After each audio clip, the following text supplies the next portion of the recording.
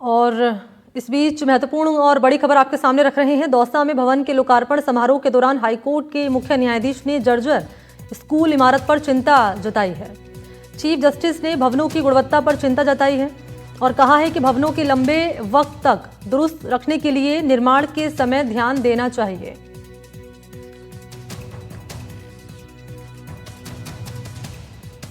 तो ये महत्वपूर्ण बात कही गई है चीफ जस्टिस की ओर से। भवनों की गुणवत्ता पर चिंता उन्होंने जाहिर की और कह रहे हैं कि भवनों के लंबे वक्त तक दुरुस्त करने के लिए निर्माण के समय ध्यान देना चाहिए। तो झालावाड़ में जो हादसा सामने आया उसके बाद ये महत्वपूर्ण टिप्पणी की गई है हाईकोर्ट के मुख्य न्यायाधीश की ओर से और उन्होंने भवनों की गुणवत्ता पर चिंता जताई और कह रहे हैं कि भवनों के लंबे वक्त तक दुरुस्त रखने के लिए निर्माण के समय ध्यान देना चाहिए।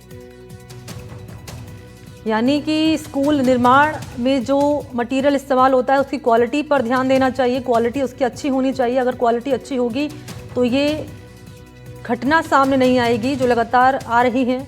स्कूल भवनों की जो इमारत है वो जर्जर हो चली है और लगातार जो भवन धराशायी हो रहे हैं। ऐसे हादसों को रोकने के लिए ये महत्वपूर्ण टिप्पणी की गई है चीफ जस्टिस की ओर से।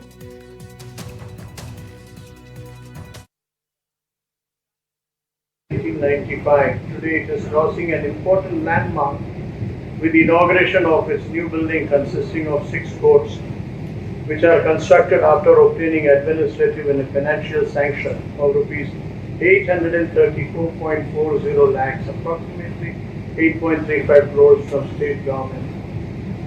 I only hope PWD has put in efforts to ensure that the building will stand for at least another 50 years.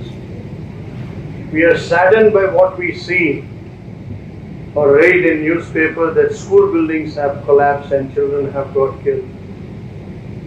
Please, it has to be kept in mind that when we do a work, whatever work we do, we have to put our heart and soul into it so that an edifice created like this will be there forever.